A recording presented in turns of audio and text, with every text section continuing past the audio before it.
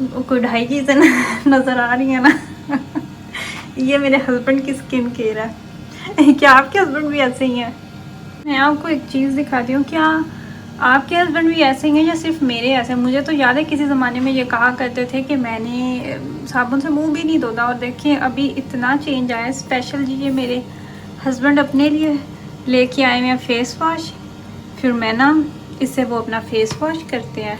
ये रही deodorant sticks, और जी ये देखे सारी छोड़ी, ये देखिए निविया क्रीम है फॉर मैन। वाह कमाल हो गई। ये जी जाती है फेस पे, और ये जाती है हैंड्स पे, और ये परफ्यूम, ये क्या है वो, क्या उसको कहते हैं, शेव लोशन क्या कहते हैं उसे, मुझे तो पता नहीं, मेरी है नहीं ना, मुझे आइडिया नहीं। और सारी छोड़े सारी चीज़ें एक तरफ और ये एक तरफ, ये मेरे ख्याल से कोई एक्स्ट्रा स्किन केयर ये जी आइज़ के लिए है मैन एक्सपर्ट। वाह ये सारा कुछ देख के ना तो मुझे बस एक ही वो आती है बात याद के, मुख्तसर लेकिन पूरा सर। थोड़ी सी चीज़ें हैं लेकिन अच्छा सारी छोड़े, ये देखें कौन कौन सी छोड़े और कौन कौन सी देखें। ये है टूथपेस्ट, और अब ये देख लें बस, खाली हम माड़े बंदे यूज़ करते हैं दूसरी सादा सी, और इन्होंने ये इसका मेरे ख्याल से कलर भी ब्लैक ही है। और ये देखिए ये 2 वॉशरूम है ना हमारे एक्चुअली, तो ये जो वॉशरूम है ये मेरे हस्बैंड यूज़ करते हैं, और बाकी जो छोटे वाला है ना वो हम सब यूज़ करते हैं। तो मुझे लगा कि मैं आपको ये दिखाऊं। ये मैंने एक्स्ट्रा यहाँ पे वैसे ही फेस वॉश रखा हुआ है, ये यूज़ कोई भी नहीं करता, कभी एमरजेंसी में यूज़ करना पड़े तो करते हैं। और बाकी ये जो कोई ढाई चीज़ें नज़र आ रही है ना ये मेरे हस्बैंड की स्किन केयर है। क्या आपके हस्बैंड भी ऐसे ही हैं? और ये है जी मेरा वॉशरूम, यहाँ पे मैंने अपनी चीज़ें रखी हुई हैं, मैंने सोचा कि मैं आपको अपनी भी दिखा दूँ। यहाँ पे कुछ प्रोडक्ट्स हैं, कुछ सीरम है, ये डे क्रीम है, सन ब्लॉक है जो कि ख़त्म होने का नाम ही नहीं ले रहा। यहाँ पे फेस मास्क, फेस वॉशेस हैं, और ये है हमारी टूथपेस्ट, ये है। और मेरी तो ये मेरी ये वाली है मेरी देखिए अभी तक मैंने इसे रखा है, मुझे लगता है कि इसके अंदर थोड़ी सी कसर बाकी है ये सिर्फ मैं यूज़ कर रही हूँ, बच्चे ये यूज़ कर रहे हैं। वो जैसे ही देखते हैं ना कि थोड़ा सा रह गया वो, तो वो फिर छोड़ के ना तो भरी भी ले आते हैं। और ये देखिए फिर मैं चाहती हूँ कि नुकसान ना हो हमारा, तो इसलिए मैं ऐसे यूज़ कर रही हूँ। लेकिन आप लोगों ने मुझे बताना है कि क्या इसमें अभी कोई कसर है, फेंक दूँ फेंक दूँ या यूज़ कर लूँ मज़ीद। ऐसा ना समझे कि आपके घरों में सब ऐसा ही होता है, सिर्फ हर घर में ऐसा ही होता है। आखिरी कतरे तक इसको निचोड़ के आखिरी कतरे तक इसके अंदर से निकाल के इसको खाली करके फेंकना है, या इसे कैंची से काट के। तो आज है छुट्टी का दिन, और यहाँ पे मैंने पिज़्ज़ा की डो जो है ना वो रेडी करके रख दी, और ये अपने साइज़ से 3 गुना ज़्यादा हो चुकी है। और लास्ट मोमेंट पे मुझे ख्याल आया कि मैं बनाती हूँ आज चिकन वाला पिज़्ज़ा, क्योंकि फ़िश वाला तो हम हमेशा ही बना के खा लेते हैं। तो इसमें मैंने स्पाइसेस जो हैं वो सारे डाल दिए हैं। अभी इसके अंदर जाएगा लहसुन पाउडर, ये डालते हैं, आप चाहे तो फ्रेश भी डाल सकते हैं। अभी जाएगा जिंजर पाउडर, जम जाता है, इसको निकालना थोड़ा सा होता है। मुझे ये चीज़ बड़ी कन्वीनियंट लगती है, जिंजर पाउडर और गार्लिक पाउडर मैंने हमेशा से लेके रखा होता है। कभी कभार ऐसा भी होता है कि घर से ख़त्म हो जाता है जिंजर या फिर गार्लिक, आपको एहसास नहीं होता, पता नहीं चलता, तो इमरजेंसी में ये काम आता है। या कभी कभार ऐसे होता है कि टाइम की कमी होती है या आपका दिल नहीं चाह रहा होता कि स्पेशल से आप फ्रेश छीलें और बनाएं, तो ऐसी सूरत में ना फिर ये चीज़ बड़े काम आती है। अच्छा चिकन वाला पिज़्ज़ा इतना मज़े का बनता है ना, बहुत ही मज़ेदार बनता है। टून फिश वाला तो हम हमेशा ही बना के खा रहे होते हैं, तो ये थोड़ा सा चेंज हो जाता है।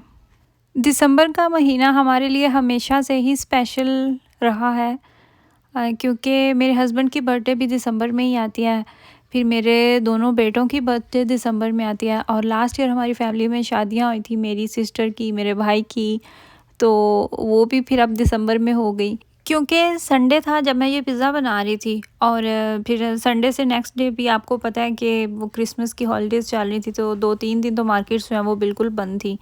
तो ऐसी सूरत में फिर मुझे समझ भी नहीं आ रही थी क्या करूं क्योंकि हुआ ये कि मैंने पिज़्ज़ा के लिए डो रेडी करके रख दी, सारा कुछ सामान सारा रेडी हो गया। तो जब मैंने मोज़रेला देखा तो वो बस एक ही पैकेट पड़ा हुआ था, तो यहाँ पे थोड़ा सा वो मुझे लगा, फिर वो मैंने एक ही पैकेट थोड़ा थोड़ा डिवाइड करके सब पिज़्ज़ाज़ पे डाल दिया। फिर उसके अलावा मैंने फ्रेश चीज़ मुझे यूज़ करना पड़ी, लेकिन मोज़रेला का जो मज़ा आता है ना पिज़्ज़ा पे, वो चीज़ का उस तरीके से नहीं मज़ा आता। लेकिन किसी को एहसास नहीं हुआ था किस चीज़ पिज़्ज़ा में किसी चीज़ की कमी है या नहीं, क्योंकि मैं तो बना रही थी तो इसलिए मुझे पता था।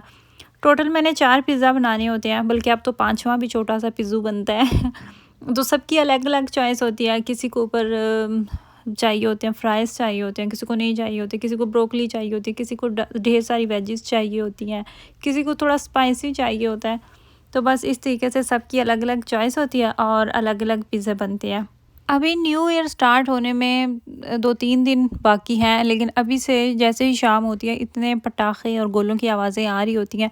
और हुआ क्या है कि मार्केट्स में जैसे ही वो रखते हैं सारा सामान, पटाखे और शुरनाइयाँ शुरलियाँ क्या चीज़ उन्हें बोलते हैं, तो वो जैसे ही रखते हैं वो फ़ौरन से खाली हो जाते हैं, इतना ज़्यादा लोग ले रहे हैं। और जब भी होती है ना 1 जनवरी तो सोया नहीं जाता, इतने ज़्यादा जैसे ही 12 बजते हैं फ़ौरन से इतने ज़्यादा पटाखे, इतने शोर, इतनी आवाज़ें, तो जितनी भी गहरी नींद में बंदा हो ना, बंदा जाग ही जाता है। अच्छा न्यू ईयर है तो न्यू ईयर पे भी होता है, सब कुछ ना कुछ स्पेशल करते हैं, ट्रिप्स होती हैं, आप कुछ ना कुछ आपका वो होता है कि अपने लिहाज से सब फैमिलीज़ ने कुछ ना कुछ रखा होता है। तो इसी सिलसिले में जी हम भी अपनी न्यू ईयर की ट्रिप जो है वो हमने प्लान कर लिया है। उसके लिए मुझे पैकिंग करनी थी और पैकिंग के लिए मुझे चाहिए थे बैग्स। मैं जब भी मुझे बैग्स की ज़रूरत नहीं होती तो वो मैं नीचे बेसमेंट में जाके रखाती हूँ। ये जो उजाड़ सारा सामान जगह नज़र आ रही है ना, ये है हमारा खेलर यानी कि बेसमेंट। तो यहाँ पे सारे पाइप और सबके एक्स्ट्रा रूम होते हैं एक एक। तो मैं अब बैग्स लेके ऊपर जा रही हूँ क्योंकि मुझे अब इनमें करनी है पैकिंग, क्योंकि हम भी न्यू ईयर पे कहीं पे जा रहे हैं इंजॉय करने। मैं गई हुई थी मार्केट और वहाँ से ना मुझे ये कुछ चीज़ें मिली थी बड़ी मतलब कि चीप प्राइस पे। और एक तो मुझे ये वाली मिली थी वेस्ट, जो कि ये इसकी ओरिजिनल प्राइस थी 450 और ये मुझे मिली है 2 यूरो की में। तो अभी जैसे ठंड है तो बड़ी काम की चीज़ है ये भी। उसके अलावा मुझे फिर एक अपने लिए मिला नाइट ड्रेस, मतलब कि सॉफ्ट पिजामा सेट, और ये भी मुझे अच्छी डील पे मिल गया। 13 यूरो थी इसकी प्राइस और मुझे ये मिला 7 यूरो का। और इसका स्टफ़ इतना मज़े का, इतना कॉफ़ी, बहुत ही सॉफ्ट। और ये मैंने लिया है M साइज़ में, क्योंकि थोड़े लूज़ ही इस तरह के कपड़े जो होते हैं ना वो अच्छे होते हैं। और ये डिफरेंट मार्केट्स होती हैं, कुछ के साइज़ एक्स्ट्रा बड़े आ जाते हैं और कुछ के साइज़ छोटे होते हैं। और जी उसके अलावा मुझे ये वाला पाउच मिला, इसकी मुझे सख्त ज़रूरत है, स्पेशली जब ट्रैवल कर रहे होते हैं ना, तो इस तरह के जो पाउच होते हैं ना बैग, उनकी बड़ी ज़रूरत पड़ती है। और ये थी इसकी प्राइस, ये था 10 यूरो का, 5 का मुझे मिला है। और ये है मार्केट प्रीमार्क।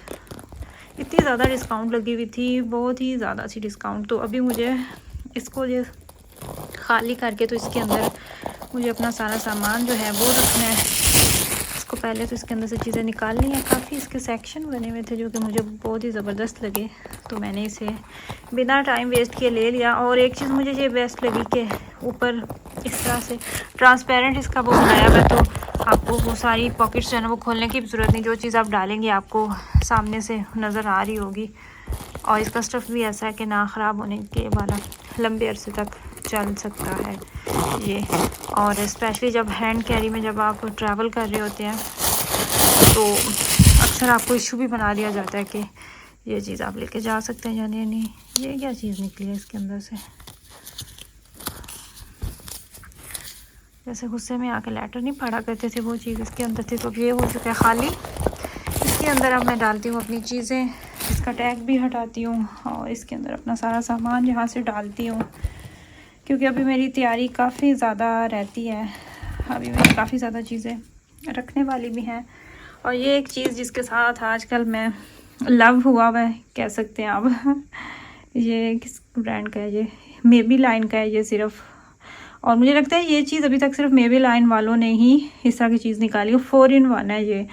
आपको ये लगाने से पहले एक्स्ट्रा प्राइमर अप्लाई करने की ज़रूरत नहीं है, आपको कंसीलर लगाने की ज़रूरत नहीं है, हाइलाइटर की बीबी क्रीम, मतलब कि सब कुछ इसके अंदर है। और इसकी कोई वो जो होती है ना कि बहुत ही हाई कवरेज बिल्कुल भी नहीं है, लाइट सा ये कवर करता है आपके वो मतलब कि थोड़े बहुत जो स्पॉट होते हैं स्किन को एक दफ़ा फ्रेश कर देता है, लेकिन बहुत ज़्यादा हैवी अगर आप चाहते हैं ना तो वो ये चीज़ नहीं है। और ये मुझे तो खैर अगर मैं प्रोडक्ट देखूँ उस हिसाब से तो मुझे ये 15 यूरो का मिला है, कुछ कह नहीं सकते, महंगा है सस्ता है। और भी एक चीज़ थी, वो था मेरे ख्याल से सिर्फ फाउंडेशन ही था, वो 10 यूरो का मिल रहा था, तो मुझे फिर ये वाला बेहतर लगा।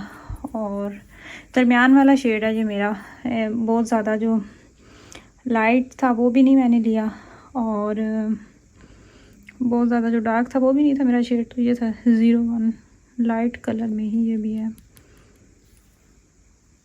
बेस्ट ऑप्शन है। तो अभी फिर ये सारे से पहले सबसे पहले सारे छोड़ के तो अपने काम जो है ना वो ख़त्म करते हैं, क्योंकि टाइम बहुत कम है मेरे पास।